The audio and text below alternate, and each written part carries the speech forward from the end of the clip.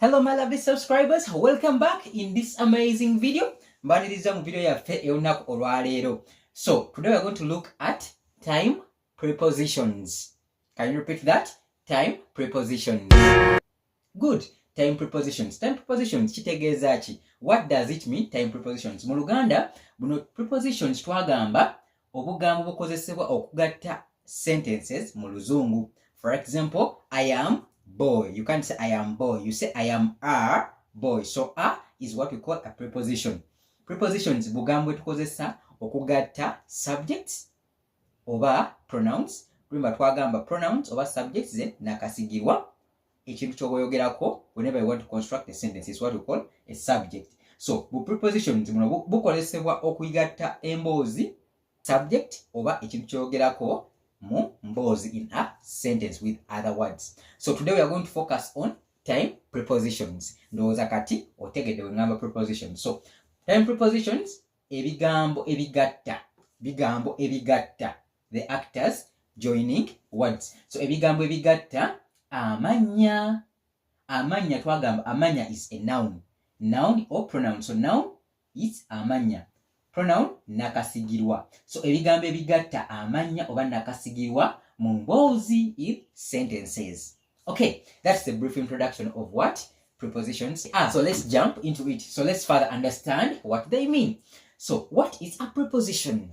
A good question. What is a preposition? A preposition is a small word or small words that show relationship between a noun. So important term to note, a noun, amanya, or pronoun, oba nakasigirwa. So there are small words that show relationship between a noun or pronoun and other words in a sentence. So ziraga engeri erinnya oba ekintu kyoyogerako mu mboozi gye kikwatagana n'ebigambo ebirala ebiri mu mboozi. So tugenda focusinga mainly kuno ku time prepositions. Zino obugambo obugatta emboozi oba amanya n'emboozi nga twogera ku biseera oba twogera ku budde. When we are talking about time, ndowooza kati tuli ffenna.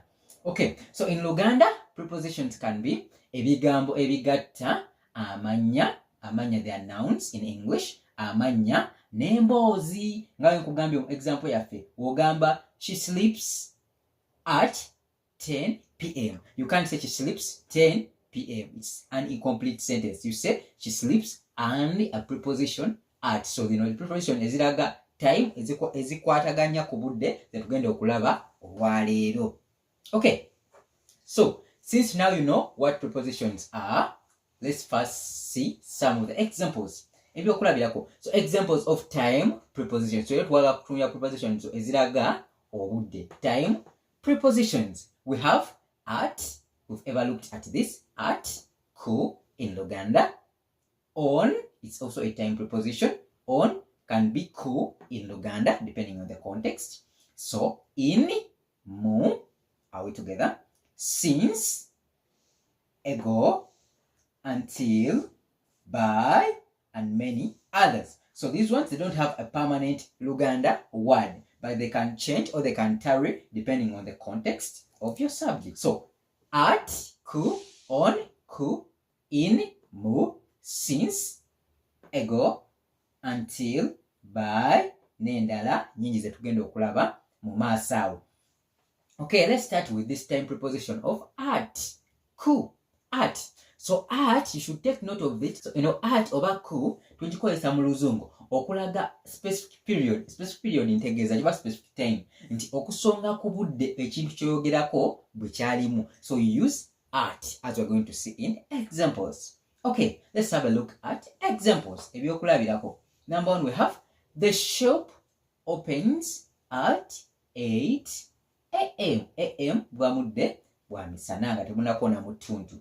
So the shop opens at 8 a.m. If you want to look at how to read time in English and Luganda, refer to this video above. Okay, so the shop opens at 8 a.m.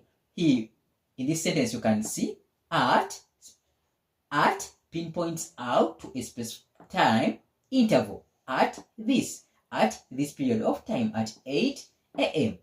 At esonga ku oba eraga obudde obuli specific ekintu bwe kikolebwamu.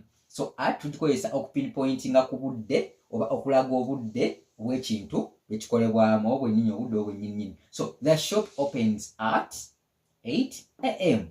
Mu Luganda tugenda kugamba edduuka because of shop. Edduuka liggulawo ku ssaawa 2 ez'okumakya. am ez'okumakya. Once again, edduuka, the shop, edduuka liggulawo, opens. Edduuka liggulawo ku ssaawa 2 ez'okumakya. Twalaba okubala ssaawa mu Luzungu n'Oluganda. Video eri waggulu, mu video eri waggulu gye mbagambye. So edduuka liggulawo ku ssaawa 2 ez'okumakya. Are we together? So it has been pointed out specific time the action took place. She sleeps at 10 p.m. Once again, she sleeps at 10 p.m. So there's a difference between p.m. and a.m. p.m. ziba za lweggulo oba kawungezi. a.m. buba bwa kumakya tunako na ssaawa 6. Okay, so she sleeps at 10 p.m. Are we together? And this in Luganda tugenda gamba ye yeebaka ku ssaawa 4 ez'ekiro.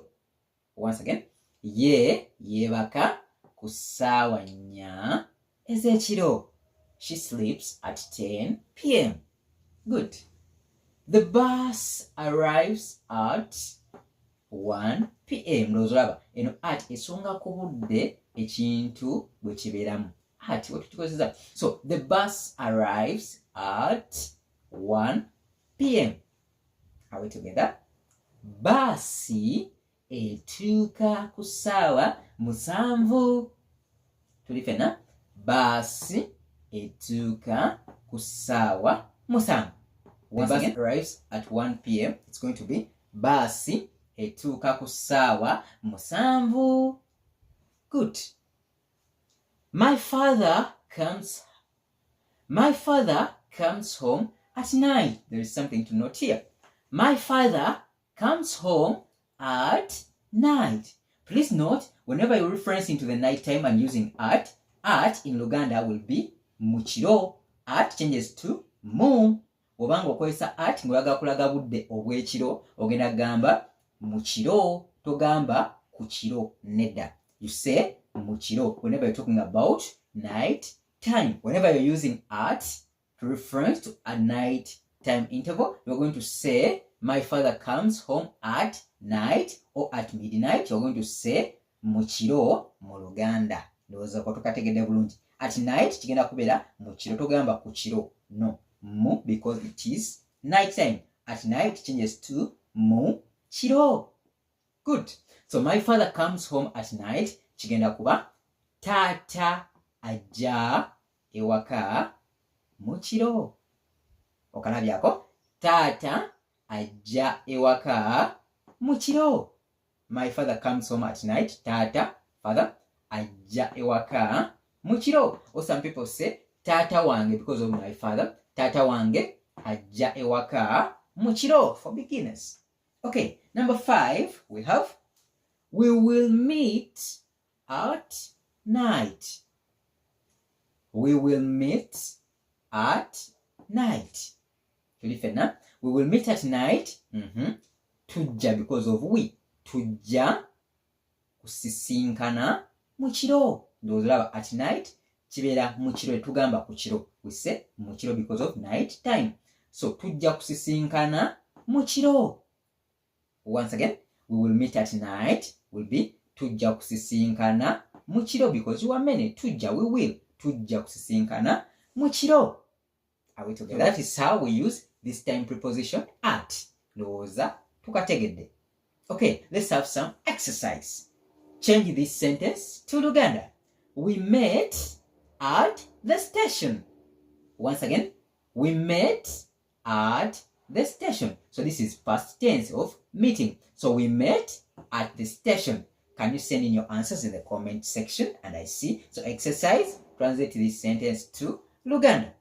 Okay, that is it in this video. We shall continue on how to use on over ku in the coming video. And if you like the video, you can subscribe, like, and join the membership classes. Bye-bye. weraba